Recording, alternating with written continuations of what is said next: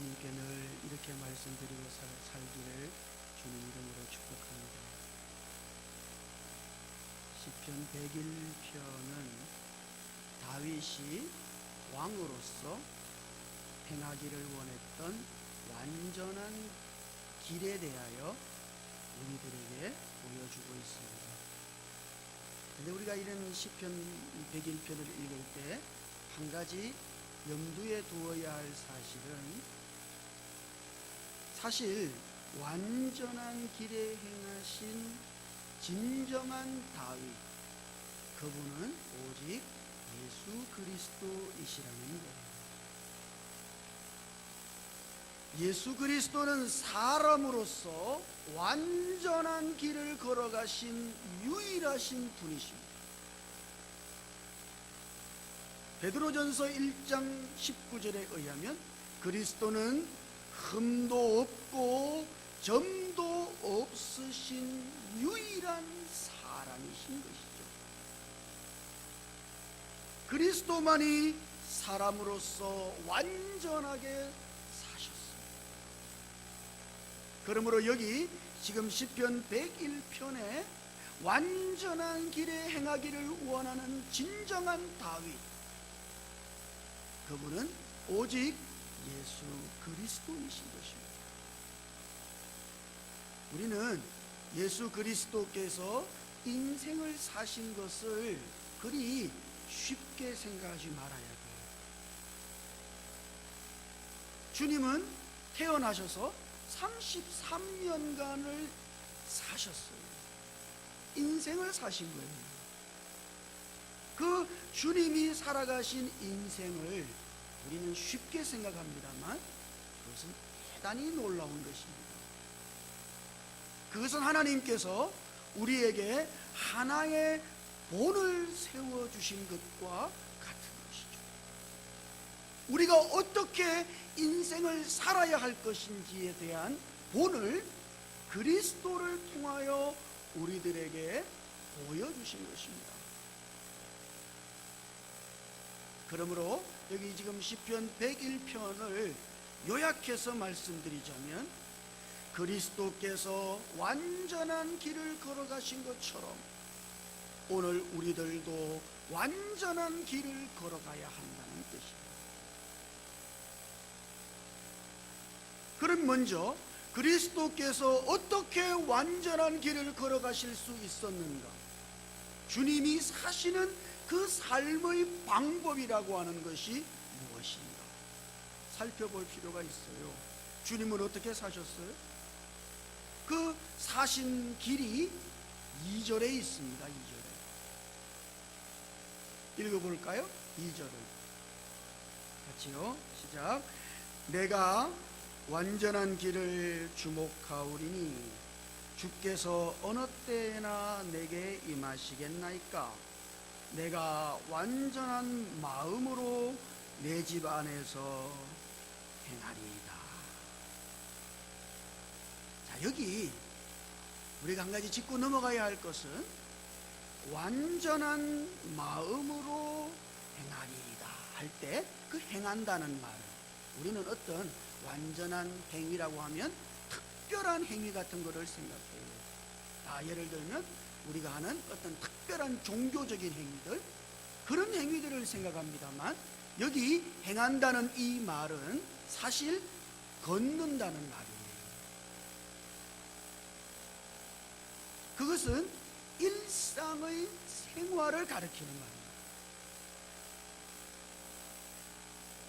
그러므로 이 완전한 행위라고 하는 것은 어떤 종교적이고 대단히 경건해 보이는 어떤 특별한 행위를 가리키는 것이 아니라 사실은 우리의 일상생활이어야 하는 것이죠. 그러면 주님은 어떻게 그분의 일상의 삶을 사셨는가? 주님이 일상의 삶을 완전하게 걸어가신 그 길은 과연 무엇입니까? 그 2절에 보면 내가 완전한 길을 주목하오리니 라고 그렇게 기록되어 있어요. 완전한 길이라고 하는 것은 것입니다. 이 우주 안에 완전하신 분은 오직 하나님 한 분밖에 없으므로 그 어떤 것도 하나님 이외에 그 어떤 것도 완전하지 않아요. 우리가 볼 때 저 사람은 완벽해 보인다고 하는 그 사람도 완전하지가 않은 것이죠. 이 우주 안에 오직 하나님 한 분만 완전하심으로 여기 완전한 길이라고 하는 것은 사실 하나님 자신을 가리키는 것입니다. 그러므로 주님은 이 땅에서 사실 때 그의 일상의 삶 속에서 완전하신 하나님을 주목하신 것이죠. 우리는 이 주목한다는 이 말을 그저 학생들 이렇게 주의가 산만할 때 책상 두드리면서 선생님이 주목 보라는 말인 줄 알지만, 주목한다는 것은 원래가 주의 깊게 본다는 뜻이에요. 그러므로 주님은 그분의 일상의 삶 속에서 완전한 길에 행하시기 위하여 그분은 완전하신 하나님을 주의하여 본 것이죠. 이것이 주님께서 사시는 방법이에요.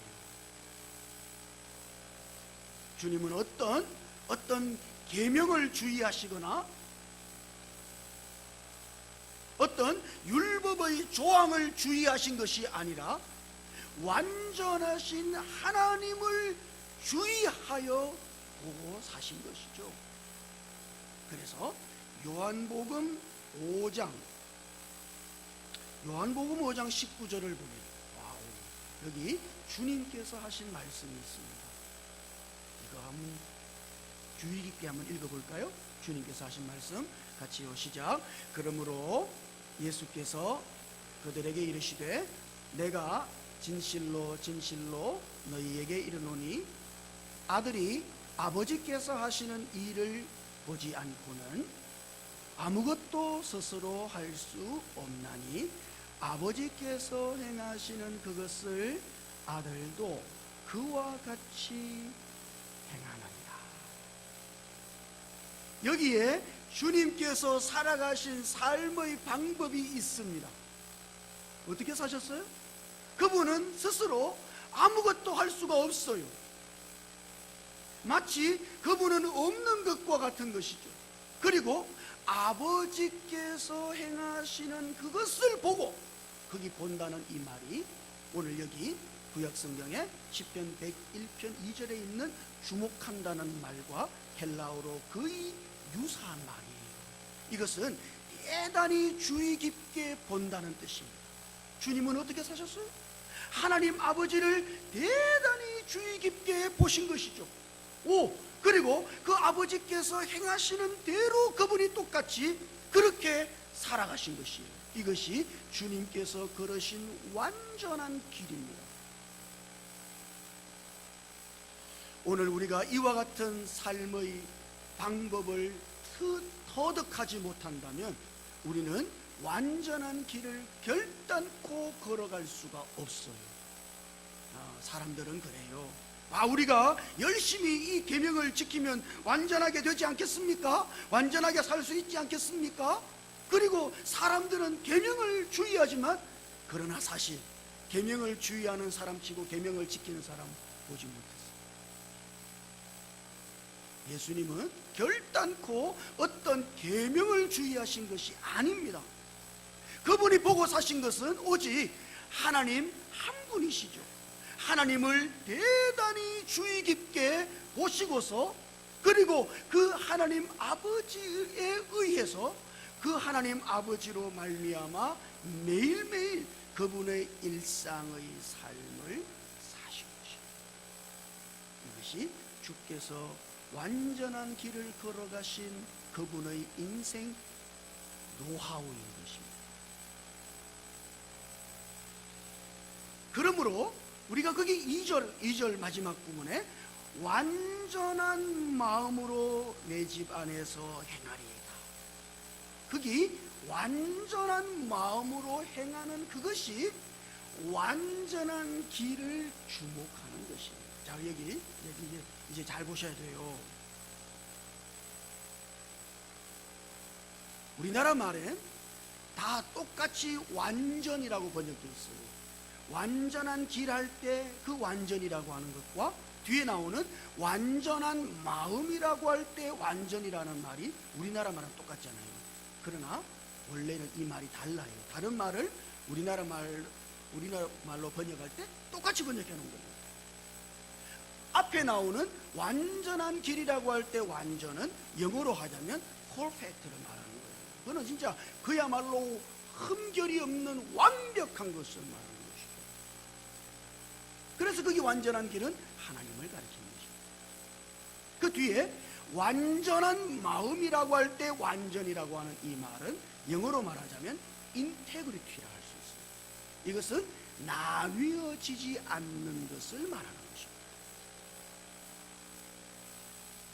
그러므로 우리가 완전한 길에 행하는 것은, 주님이 완전한 길을 주목하신 것은 그분이 나뉘어지지 않은 마음으로 하나님을 보았다는 뜻입니다.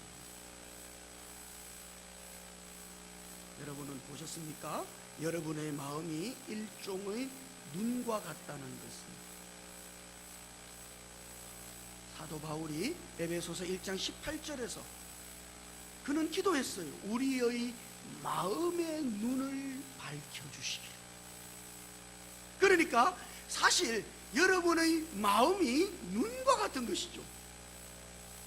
여러분은 마음으로 지금 무엇인가를 보고 있는 것입니다. 아니, 여러분이 눈은 지금 저를 보고 있습니다만 물론 안 보고 계신 분도 계시지. 대부분 눈은 저를 보고 있을지 모르지만 마음은 다른 것을 보고 있을 수가 있어요. 예? 우리의 마음이 일종의 눈과 같은 것이에요. 그래서 사도 바울이 우리의 마음의 눈을 밝혀서 우리가 정말 볼 수 있게끔 기도한 것은, 그것은 사실 하나님의 비밀이신 그리스도를 볼 수 있게끔 기도한 것이에요. 그러므로 여기에 비밀이 있어요. 우리가 나뉘어지지 않는 온전한 마음으로 하나님을 주목하여 볼 때, 그때 비로소 우리는 그리스도와 같이 완전한 길에 행할 수가 있는 것입니다. 누가복음 11장 34절을 읽어보면, 한번 읽어볼까요? 이거 같이요. 시작. 네 몸의 등불은 눈이라. 네 눈이 성하면 온 몸이 밝을 것이요 만일 나쁘면 내 몸도 어두우리라. 네 눈이 성하면 온몸이 밝을 것이요. 여기 눈은 뭘 가리키는 겁니까? 이거는 사실 일종의 비유죠. 지금 주님은 우리의 육신의 눈을 가리키는 게 아니에요. 여기 눈이 성하지 못하다는 것이 눈병 난다는 게 아닙니다. 백내장 걸린다는 게 아니에요. 여기 이 눈은 사실 우리의 마음을 가리키는 것이죠. 마음은 눈과 같아서 우리가 온전한 눈을 가질 때, 그래서 여기 온전한 성한 눈이라고 하는 것은 사실 초점이 하나 있는 눈을 가리키는 것입니다. 여러분의 눈이 이쪽에도 초점을 맞추고 이쪽에도 초점을 맞추는 그런 신기한 눈이 있다면 그 눈은 성한 눈이 아니에요. 병원 가셔야 돼요. 우리의 눈은 딱 초점을 한 군데만 잡도록 되어 있습니다. 그게 성한 눈이에요. 그러므로 우리의 마음의 눈이 초점을 한 군데로 딱 맞추어서, 그분이 누구시죠? 그리스도. 그분을 볼 때, 그때 빛이신 그리스도가 우리 안에 가득하게 되어서 우리는 마치 빛이신 그리스도를 누리며 살 수 있게 되는 것입니다. 그때 우리는 우리의 일상의 삶이 빛 안에서 행하는 것처럼 그렇게 살아갈 수가 있는 것이죠. 문제는 어디에 있어요? 우리의 눈에 있다 이 말입니다. 우리의 마음에 있는 것이죠. 우리가 온전한 마음으로 하나님을 향할 때, 그때 비로소 우리는 그 하나님에 의해서 살아갈 수 있게 되는 것입니다. 이것이 완전한 길에 행하는 방법입니다.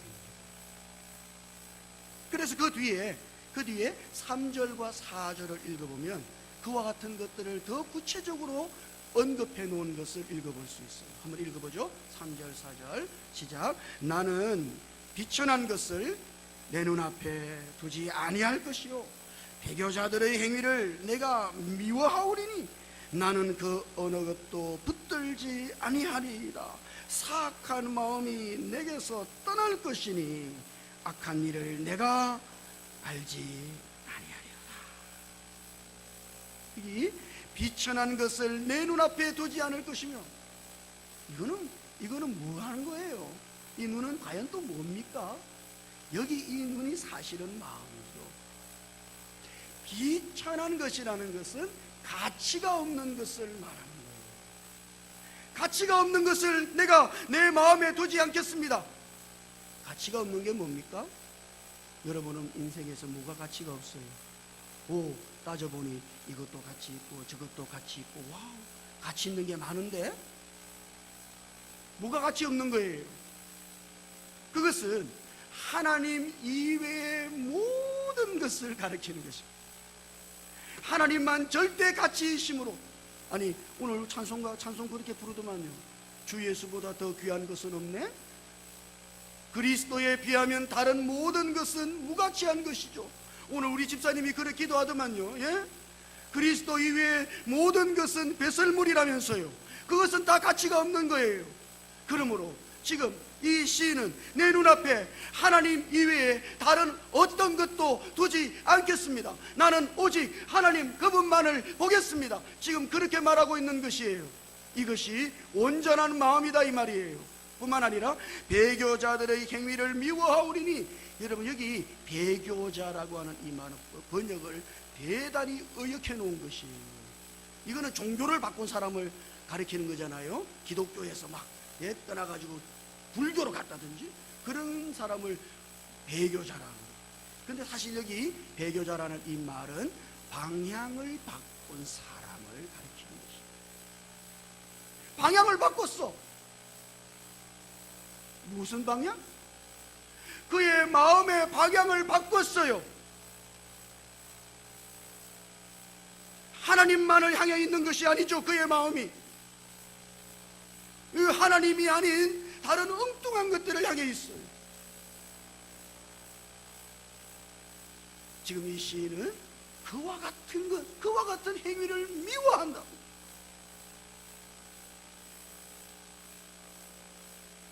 우리는 우리의 마음이 하나님을 향해 있지 않음에도 불구하고 우리는 괜찮아요. 우리는 그런 면에 있어서 대단히 너그러워. 너무너무 너그러워요. 아니 느슨해요. 필사적이지 않은 것이죠.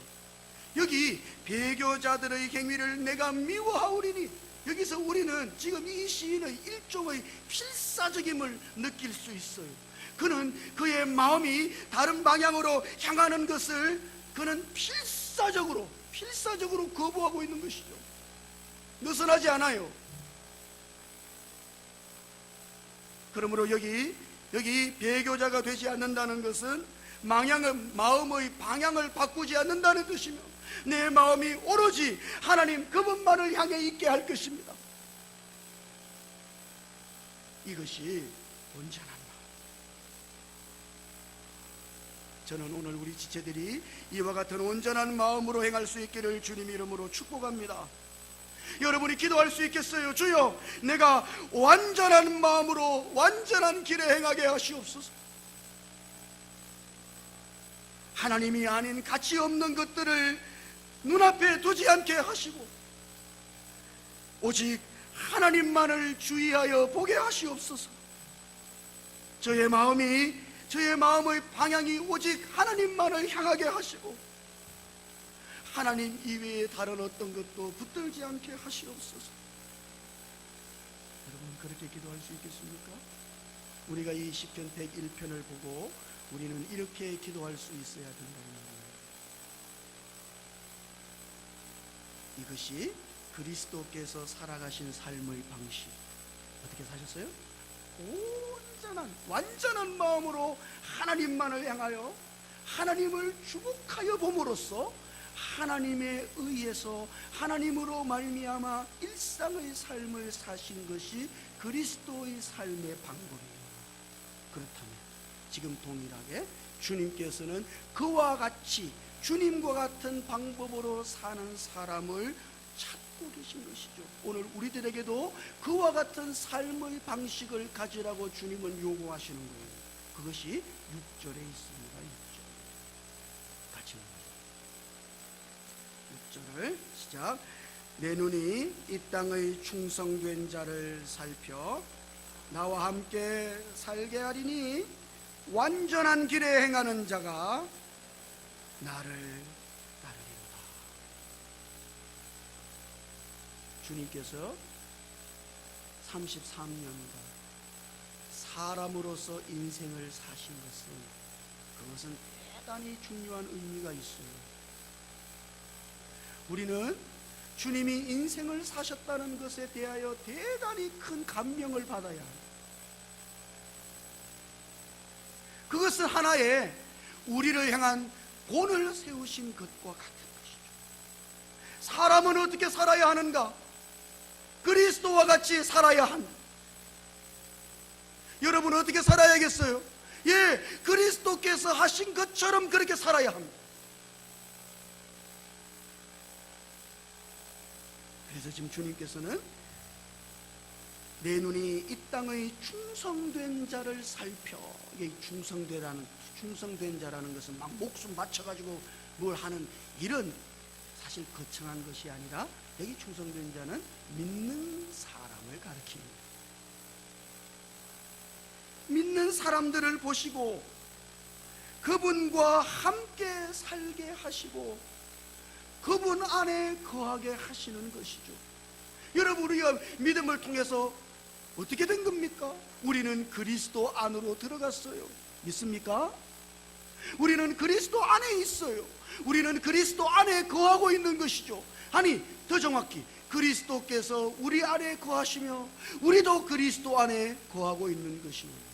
주님께서 12제자들을 부르실 때 가지신 가장 크신 목적, 그것이 마가복음 3장 14절에 있는데, 이에 12를 부르셨으니 그 다음 자기와 함께 있게 하시고. 여러분, 이것이 주님이 믿는 이들을 부르신 가장 높고 귀한 목적이에요. 여러분을 왜 불렀어요? 주님과 함께 있게 하시기 위하여. 우리로 하여금 우리 안에 그리스도께서 거하시고 내가 그리스도 안에 거하는 바로 그와 같은 거함을 위하여 주님이 우리를 부르신 것이에요. 그러면 그게 뭐라고요? 그러면 어떻게 해야 합니까?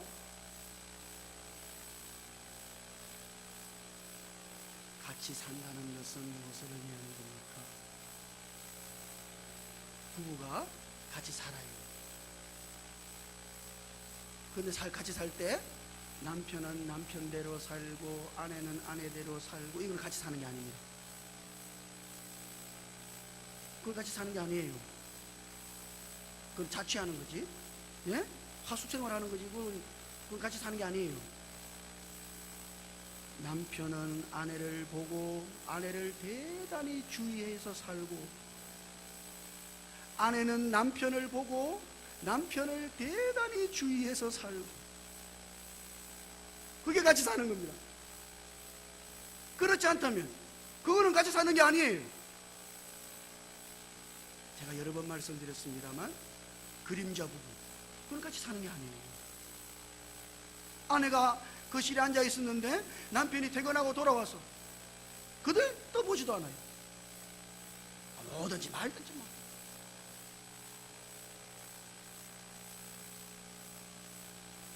남편이 아내가 미장원 갔다 왔는데 뭐 지지고 볶고 해서 막 엄청나게 하고 왔어. 보지도 않아요. 그건 같이 사는 게 아닙니다. 같이 산다는 건 뭐예요? 같이 함께 있는 그분을 대단히 우리가 주의한다는 뜻이에요. 그러나 많은 그리스도인들은 주님을 그렇게 주의하지를 않아요. 사실 주님과 함께 거하시는 것이 믿겨지지 않는 것이죠. 우리는 우리와 함께 거하시는 주님을 잘 보지를 못해요. 그리고 우리의 마음은 전혀 엉뚱한 것들을 향해서 주님과 우리가 마치 그림자 부부 같은 것이죠. 아니 진짜 우리는 우리와 함께 거하시는 주님에 대하여 1도 신경을 안 쓴다. 여러분의 일상생활 속에서 무엇을 보고 있는 것입니까?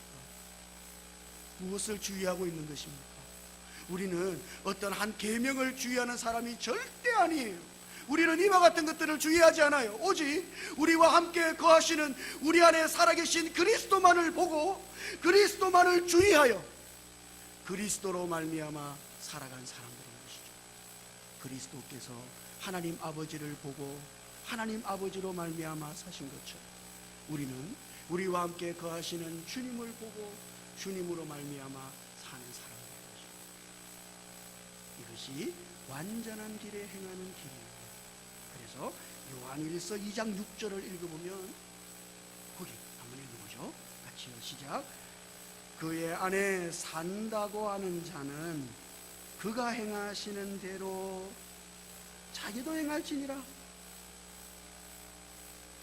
그의 안에 산다고 하는 사람들은 주님이 하시는 것을 보고 주님과 같이 해야 한다 이 말이에요. 이것이 완전한 길에 행하는 유일한 길입니다. 주님은 오늘 우리가 그와 같이 되기를 원하시는 것이죠. 그래서 보십시오. 나를 따라오려거든 자기 십자가를 지고 그는 죽었단 말이에요. 마치 우리는 없는 것 같이 나는 죽었어, 없어, 오직 여기에 주님이 계신 것, 주님만 계신 것처럼 그 주님에 의해서 살아가는 바로 그것이 주님을 따르는 것입니다. 주님은 우리에게 어떤 특별한 행위를 요구하시지 않는 결단코. 한번 볼까요? 여러분들이 자주 가시는 백화점은 그 정말 주님과 함께 간 거 맞습니까?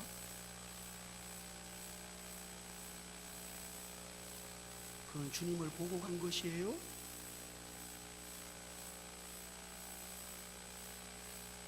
여러분의 일상의 삶.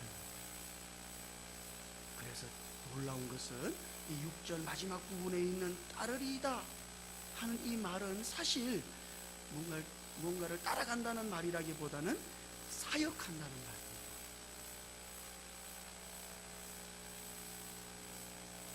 이와 같이 우리의 온 마음으로 주님을 보고 주님을 극도로 주의함으로써 주님으로 말미암아 사는 이와 같은 삶이 사실은 사역인 것이죠. 여러분들은 예수님의 삶을 보면서 놀랄 거예요. 헷갈립니다. 이것은 사역인가 삶인가? 예수님은 사신 겁니까? 사역하신 겁니까? 어떻게 생각해요? 사람들은 다 이걸 나눠요. 주님을 위해 사역하는 거 있고 우리의 일상생활 따로 있고, 그래서 우리는 특별한 무엇을 해서 주님을 위해서 뭘 하려고, 그리고 나머지 일상의 삶은 그저 주님과 별 상관없이. 그러나 지금 주님으로 말미암아 사는 이와 같은 일상의 삶이 사실은 사역인 것입니다. 바울은 말입니다. 그는 정말 어떤 특별한 사역을 원한 사람이 아닙니다. 빌립보서를 읽어보면 그가 감옥에 있었죠. 오, 나는 감옥에 갇혀 있으니 주님을 위해서 일할 수가 없어요. 주님을 위해 사역할 수가 없어요. 나를 감옥에서 내보내 주십시오. 바울은 그렇게 기도한 적이 없다 이 말입니다.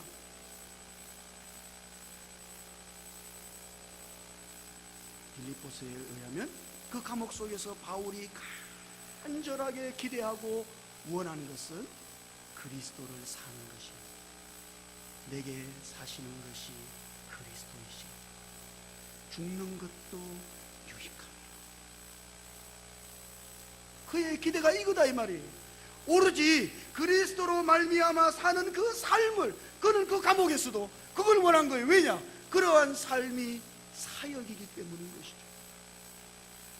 저는 오늘 우리 모든 지체들이 특별하게 주님을 위하여 무언가를 하는 사람들이 아니라 일상의 삶 속에서 우리의 온 마음을 우리 안에 거하시는 그리스도께로 향하여 그리스도를 주의하여 보고 우리 안에 계신 그리스도에 의해서 우리가 매일매일 살도록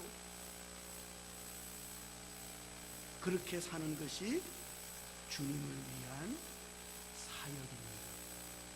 사역이 있고 삶이 있는 것이 아닙니다. 사랑하는 성도 여러분, 주님은 인생을 사실 때 완전한 길을 걸어가셨고, 그리고 오늘 동일하게 우리로 하여금 그분께서 걸어가신 그 완전한 길을 걸어오라고 말씀하십니다. 어떻게? 우리의 온 마음을 그리스도께로만 향함으로써, 그리스도를 극도로 주의함으로써 그리스도에 의해서 살고 그리스도로 말미암아 살아서 주님께서 가신 완전한 길을 걸어갑니다. 오늘 저와 여러분들 모두가 되시기를 주님 이름으로 축복합니다.